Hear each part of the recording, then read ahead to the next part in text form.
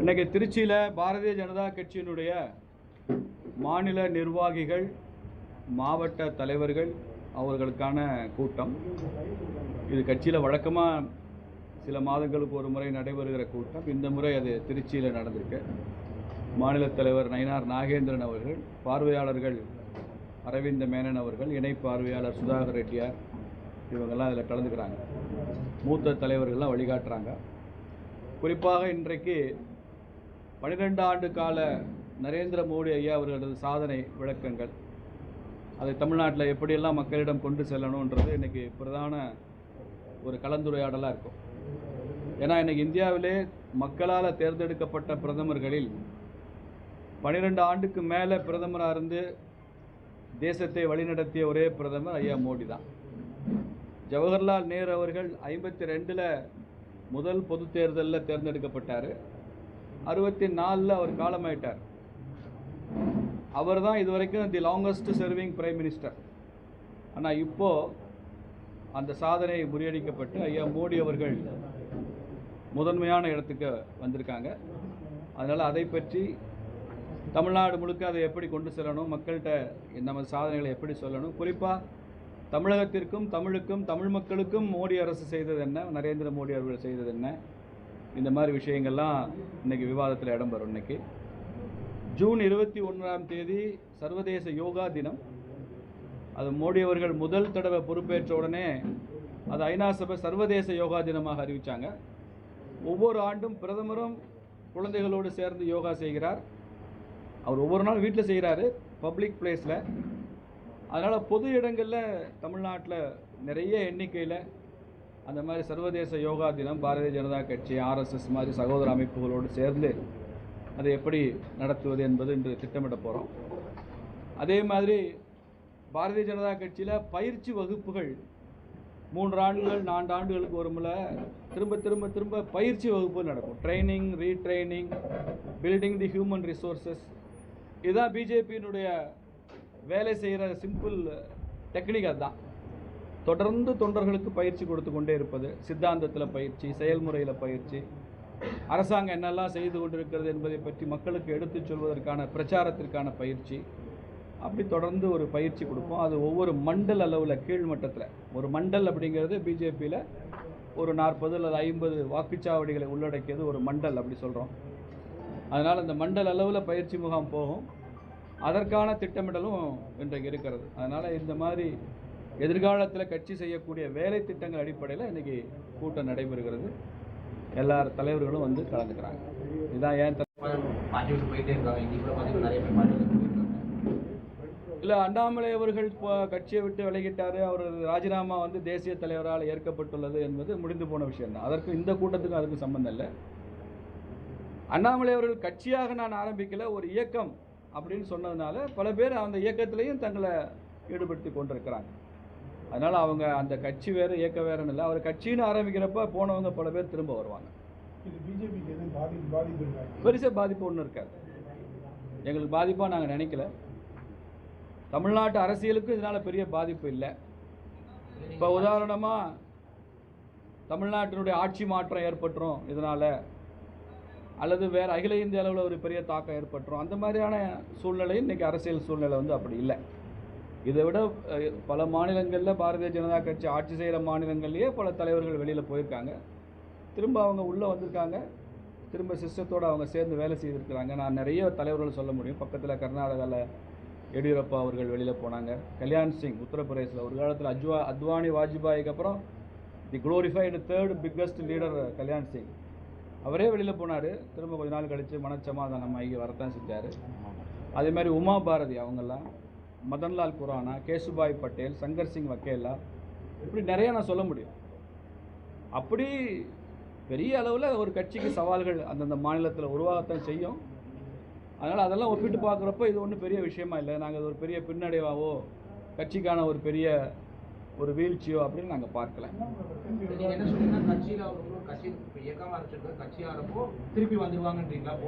எங்கள் அனுபவம் அப்படி இருக்குன்னு சொல்கிறேன். நான் அண்ணாமலையை பற்றி பேச சொல்லலை. எங்கள் அனுபவம் இதுக்கு முன்னால் நடந்த அனுபவங்கள் அப்படி தான் இருக்குது அப்படின்னு சொல்கிறேன். நீங்கள் ஒரு விஷயம் பாருங்கள், ஒரு கம்பேரிசனுக்காக சொல்கிறேன். யாரெல்லாம் காங்கிரஸை உடைச்சிட்டு போனாங்களோ அவங்கெல்லாம் இந்த ஒரு 60-70 வருஷம் அரசியலில் பார்த்தீங்கன்னா ரொம்ப பெரிய சக்ஸஸ் அடைஞ்சிருக்காங்க.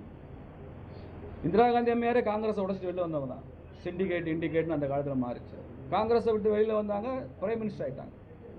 மம்தா பானர்ஜி காங்கிரஸை உடைச்சிட்டு வெளில வந்தாங்க, சிஎம் ஆனாங்க.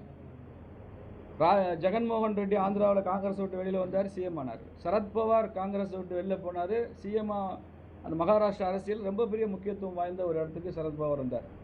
தமிழ்நாட்டில் ஐயா மூப்பனார் காங்கிரஸை விட்டு வெளியில் போனார், ஒரு செலிப்ரேட்டட் லீடர் ஆகிட்டார். காங்கிரஸ் இருக்கிற வரைக்கும் அவருக்கு வளர்ச்சி இல்லை. எப்போ தமிழ் மாநில காங்கிரஸ் ஆரம்பித்தாரோ அப்புறம் உச்சத்துக்கு போனார். 20 MP ஜெயிச்சாங்க அந்த காலத்தில். அப்படி யாரெல்லாம் you break Congress you will be a celebrated leader, you will be CM, you will be the prime minister. BJP அனுபவம் அப்படி இல்லை.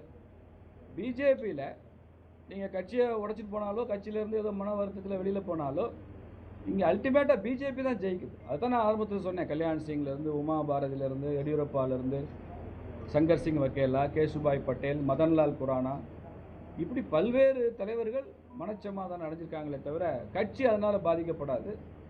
அது அந்த அனுபவம் எங்களுக்கு இருக்கிறதுனால நான் அதை உங்கள்கிட்ட பதிவு செய்ய விரும்புகிறேன்.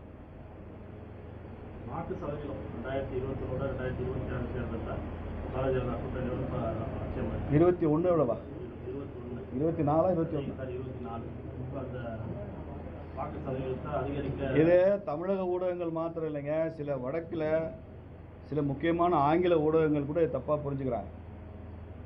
வாக்கு சதவிகிதம்னா என்ன அப்படின்னா 100 ஓட்டு பதிவாகுதுன்னு வச்சுக்கோங்க.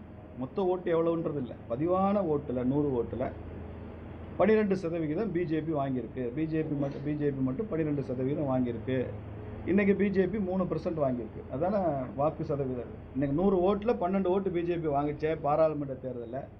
இப்போ 100 ஓட்டில் 3 ஓட்டு தானே பிஜேபி வாங்கியிருக்குங்கிறது தான் உங்கள் கேள்வியாக நான் புரிஞ்சுக்கிறேன். இதை வந்து தெரிஞ்சோ தெரியாமலோ இது சமூக ஊடகங்களில் சுற்றி கொண்டே இருக்கு.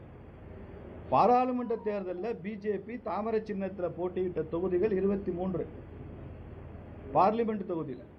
நமக்கு நல்லா தெரியும், ஒரு பாராளுமன்றத்துக்கு 6 அசம்பிளி செக்மெண்ட் இருக்குது. அப்போ 6 அசம்பிளி செக்மெண்ட் பெருக்கல் 23னா 138 தொகுதி. 138 தொகுதியில் தாமரை சின்னம் போட்டியிட்டு 100 ஓட்டில் 12 ஓட்டு வாங்கினோம். 27 தொகுதியில் தாமரை சின்னம் போட்டியிட்டு 100 ஓட்டில் 3 ஓட்டு வாங்கியிருக்கோம். ஒரு படத்தில், அண்ணாமலை படத்தில் ராதாரவி சொல்வார் இல்லையா, கூட்டி கழிச்சு பாரு எல்லாம் கணக்கு சரியாக வரும்னு. அதே மாதிரி தான் இது. அண்ணாமலை படம் இல்லை, கூட்டி கழிச்சு பாருங்கள். அதை விட இது கொஞ்சம் ஃப்ராக்ஷனாவது கூடத்தான் வருமே தவிர குறைச்சி வராது. இந்த கம்பேரிசனே தப்பு. 12லேருந்து 3க்கு இறங்கலை. 138 இடத்துல போட்டியிட்டதுலேருந்து 27 இடத்துக்கு சட்டமன்றத்தில் கூட்டணி காரணமாக நம்ம நின்றுருக்கோம். அவ்வளோதானே. பர்சன்டேஜ் எப்படி குறையுதுன்னு சொல்கிறீங்க? இப்போ மறுபடியும் இந்த தடவையும் 138 இடம் போட்டியிருந்தால் அந்த 12ஐயும் தாண்டி 14 15 பிஜேபி போயிருக்கும், 20% போயிருக்கும். அதனால் போட்டியிட்ட இடங்கள் அதில் நமக்கு கிடைத்த சதவீதம் தான் பார்க்கணுமே தவிர மொட்டையாக 12லேருந்து 3 வந்துருச்சுங்கிறது மொட்டைக்காலுக்கும் மொட்டை தலைக்கும் முழங்காலுக்கும் முடிச்சு போட்ட மாதிரி இருக்குது. அது தவறான ஒரு கால்குலேஷன். சமீபத்தில் பிஜேபி வந்து டிஎம்கேவோட பேச்சுவார்த்தை நடந்தது அப்படின்னு சொல்லி ஒரு ஸ்பெகுலேஷன் இருந்தது. அதோட உங்களோட point of view sir? Delhi அரசியலில் எல்லாரும் எல்லா கட்சியோடையும் பேசுவாங்க சார். இதில் என்ன தப்பு? தமிழ் திரிணாமுல் காங்கிரஸோட கூட தான் டெல்லியில் பேசுவாங்க. பார்லிமெண்ட் அனுபவம் வேறு, நீங்கள் தமிழ்நாடு அரசியல் கல்ச்சர் வேறு, தேசிய அரசியலினுடைய அவங்களுடைய பொலிட்டிக்கல் கல்ச்சர் வேறு. இங்கே ஏதோ பங்காளி பகையாளி மாதிரி எல்லாம் மூஞ்சியை திருப்பிக்கிட்டு போவாங்க. தமிழ்நாடு அரசியலில் பேசக்கூட மாட்டாங்க பப்ளிக் பிளேஸ்ல எல்லாம். ஆனால் டெல்லி அரசியல் அப்படிலாம் இல்லை. டெல்லியில் பல தலைவர், நானே டெல்லி போகிறப்போ எல்லா தலைவரோடையும் பேசுகிறேன். இங்கேருந்து தமிழ்நாட்டிலேருந்து வர்ற தலைவரோட அங்கே பேசுகிறோம். அதுலேயும் நமக்கு பாராளுமன்றத்தில் பிரதமர் ஐயா மோடி அவர்கள் இருக்கிறப்போ எல்லா கட்சிகளோடையும் தான் ஆக்சஸ் பண்ணுறாங்க. ஒவ்வொரு பாராளுமன்ற கூட்டத்தொடருக்கும் முன்னால் சபாநாயகர் எல்லா கட்சிகளும் அழைத்து தான் பேசுகிறாரு. அதனால் திமுக கூட மட்டும் இல்லை, எல்லா கட்சிகளோடையும் நல்ல உறவுகள் தான் நாங்கள் இருக்கோம். அவங்களும் இஷ்யூ பேஸ்டாக சப்போர்ட் பண்ண தானே செய்கிறாங்க. அது எனக்கு தெரியாது. அதை வந்து திருச்சியில் நான் ஊடகவியலாளர் சந்திப்பில் அறிவிக்கிற அதிகாரம் எனக்கு கட்சி எப்போ கொடுக்குதோ அப்போ நான் கொடுக்குறேன். அது என்டிஏ அலையன்ஸ் இருக்க இது வரைக்கும் அதிகாரப்பூர்வமாக தேர்தல் முடிஞ்சதுக்கப்புறம் கூட அதிகாரப்பூர்வமாக அது இருக்கத்தான் செய்யும். இன்னைக்கு திமுக கூட இந்தியாவோட கூட்டத்தில் கலந்துக்கல, அது ஒரு ஸ்பெகுலேஷன், உங்களோட கூட்டணி வச்சிருப்பாங்களா அப்படின்னு ஒரு சந்தேகம். சார், காங்கிரஸ் மாதிரி ஒரு துரோகம் செஞ்ச கட்சி நடத்துகிற கூட்டத்தில் திமுக போய் கலந்துக்கிட்டா திமுகவுடைய அடிப்படை தொண்டன் கூட திமுக ஏற்றுக்க மாட்டான்ல. இல்லையா? அந்த கையெழுத்து போட்ட மை ஈரம் கூட காயலை, அதுக்குள்ளே அந்த ஒப்பந்தத்துக்கு எதிராக செயல்படுறதுமாங்களா? அது மாதிரி வெற்றி பெற்று அறிவிச்சிட்டு இருக்கிறாங்க. 5 எம்எல்ஏ காங்கிரஸ் ஜெயிச்சிருக்காங்க. தனியாக தமிழ்நாட்டில் காங்கிரஸ் நின்று இருந்தால் ஒரு சீட்டோடு ஜெயிச்சிருக்க முடியாது. தனியாக கம்யூனிஸ்ட் நின்னா ஒரு சீட்டோடு ஜெயிச்சிருக்க முடியாது. விசிகாவுக்கு எல்லாத்துக்கும் டெபாசிட் போயிருக்கும்.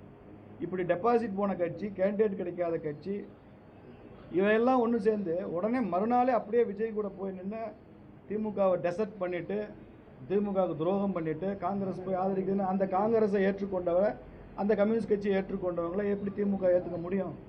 திமுக தொண்டனே ஏற்றுக்க மாட்டான். நாங்கள் ஏற்றுக்கிற மாதிரின்றது வேறு விஷயம். திமுக தொண்டனே ஏற்றுக்க மாட்டான். காங்கிரஸை திமுக புறக்கணிக்கத்தான் செய்யும். நீங்கள் இண்டி கூட்டணியிலங்க, இந்தியா முழுக்க இந்தி கூட்டணியுடைய கட்சிகள் 2024 நாங்கள் ஜெயித்தா யார் பிரதமர் வேட்பாளர்னு சொல்லவே இல்லை. எந்த கட்சியும் சொல்லலை. டிஎம்சி சொல்லலை, அகிலேஷ் யாதவ் சொல்லலை, தேஜஸ்வி யாதவ் சொல்லலை, சிவசேனா சொல்லலை. திமுகவில் ஸ்டாலின், முன்னாள் முதல்வர் ஸ்டாலின் அவர்கள் தான் இந்தி கூட்டணி வெற்றி பெற்றால் ராகுல் காந்தி பிரதமர்னு முதல்ல அறிவித்தவரே ஸ்டாலின் தான். அதுக்கப்புறம் தான் ஒரு ட்ரெண்டு செட் பண்ண இந்தி கூட்டணி முயற்சியே பண்ணாங்க. அந்த நன்றி கூட இல்லையா காங்கிரஸுக்கு? காங்கிரஸ் தொடர்ந்து மாநில கட்சிகளுக்கு துரோகம் பண்ணுற கட்சிங்க. பல மாநிலங்களில் ஆட்சிகளை கவிழ்த்தது காங்கிரஸ் தான். காங்கிரஸினுடைய ஆதரவில் ஒரு ஆட்சி வந்துச்சுங்க. அவங்க 5 வருஷம் ஆள்றதுக்கு அனுமதிச்சாங்கன்னு ஏதாவது ஒரு இடத்துல ஒரு உதாரணம் நீங்கள் சொல்லுங்கள் பார்க்கலாம். சரண் சிங் ஆதரிச்சாங்க ஜனதா கட்சி காலத்தில், 4 மாதத்தில் கவுத்து விட்டாங்க. பிரதமராக சந்திரசேகர் ஆதரிச்சாங்க, கவுத்து விட்டாங்க. ஐக்கிய முன்னணி அரசு தேவகவுடா குஜரால் அரசாங்கத்தை ஆதரிச்சாங்க, ஜெயின் கமிஷனை காரணம் காட்டி கவிழ்த்து விட்டாங்க. பல மாநிலங்களில் கூட காங்கிரஸோட அனுபவம் தான். ஆனால் பிஜேபி நாங்கள் இந்த கட்சியை ஆதரிக்கிறோம், இவங்க ஆட்சியில் இருக்கட்டும் அப்படின்னு சொன்னால் அந்த ஒப்பந்த காலம் வரை முழுமையாக ஆதரித்ததான் எங்கள் வரலாறு. இடையில நாங்கள் என்றைக்குமே வித்ட்ரா பண்ணதே கிடையாது. காங்கிரஸ் துரோகம் பண்ண கட்சி, அதோட எந்த கட்சியும் ஒப்பிட முடியாது. பிஜேபி தியாகம் பண்ண கட்சி. ஆட்சி தொடக்கம் எப்படி சார்? ரொம்ப பூவராக இருக்குது சார். ரொம்ப பூவர் பெர்ஃபார்மன்ஸ். எம்எல்ஏக்களுக்கு எதுவும் தெரியல, அமைச்சர்களுக்கெல்லாம் அனுபவம் இல்லை, முதலமைச்சருக்கே கூட இன்னும் எந்த அளவுக்கு நிர்வாகத்தை புரிஞ்சிருக்கிறாரு அப்படின்னு தெரியல. குறிப்பாக தமிழ்நாட்டினுடைய வரி வருவாயே 3 லட்சம் கோடி உள்ளே தான் இருக்குது. 10 லட்சம் கோடி கடன் இருக்குன்னு முதல் நாளிலே பேசிட்டாரு முதல்வர். தேர்தல் அறிக்கையை பற்றி பேசுவார்னு நினச்சா நான் வெள்ளை அறிக்கை தரப்போகிறேன்னு சொல்லியிருக்கிறாரு. இன்னும் அந்த வெள்ளை அறிக்கையே வந்த பாடு இல்லை.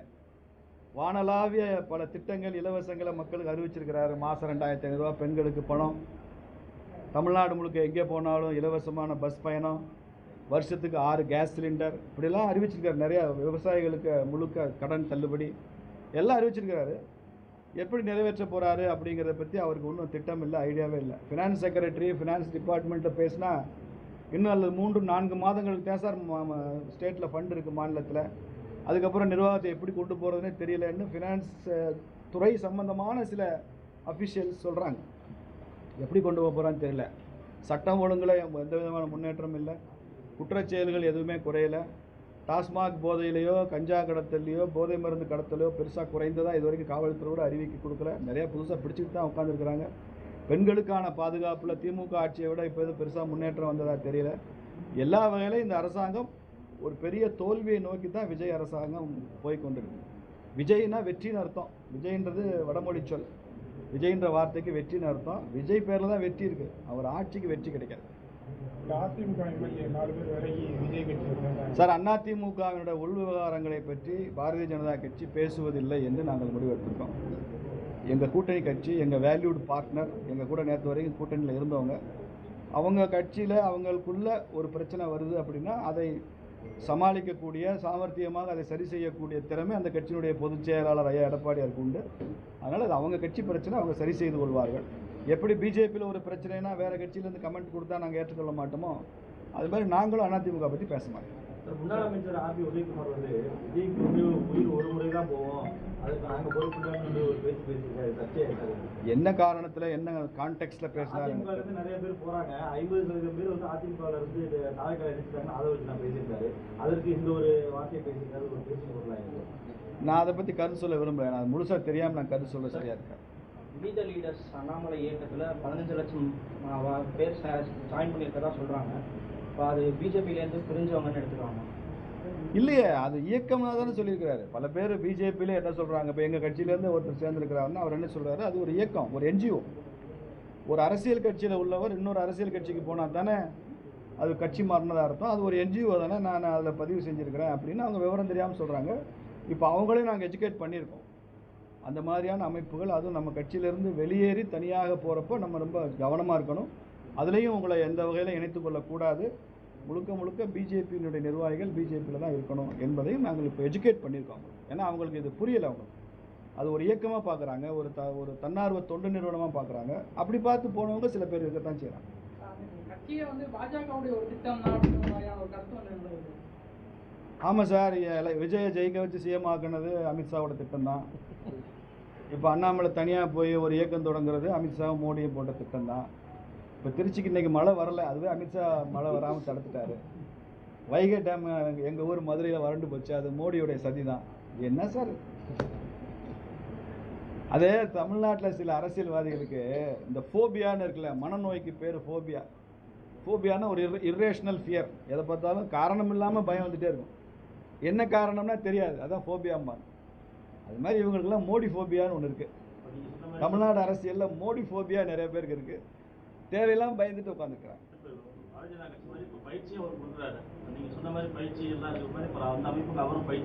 சார், நான் அவருடைய அமைப்பு, அவருடைய பயிற்சி, அதை நான் கமெண்ட் பண்ண மாட்டேன். அண்ணாமலை அவர்கள் தனியாக ஒரு இயக்கம் ஆரம்பித்திருக்கிறார், அவ்வளோதான். அதை தாண்டி அதில் கமெண்ட் இல்லை. இதனால பாரதிய ஜனதா கட்சி பாதிக்காதுங்கிறத நான் கொடுத்த செய்தி. எப்படி பாதிக்காது அப்படின்னு கேட்டீங்க. பல மாநில உதாரணங்களை சொல்லி நான் சொல்கிறேன். காங்கிரஸ்லேருந்து போனால் என்ன நடக்கும், பிஜேபியிலேருந்து போனால் எப்படி பாதிக்காதுன்னு நான் உங்களுக்கு தெளிவாக சொல்லியிருக்கேன். எந்த வகையிலையும் பாதிக்காது. ரொம்ப நன்றி.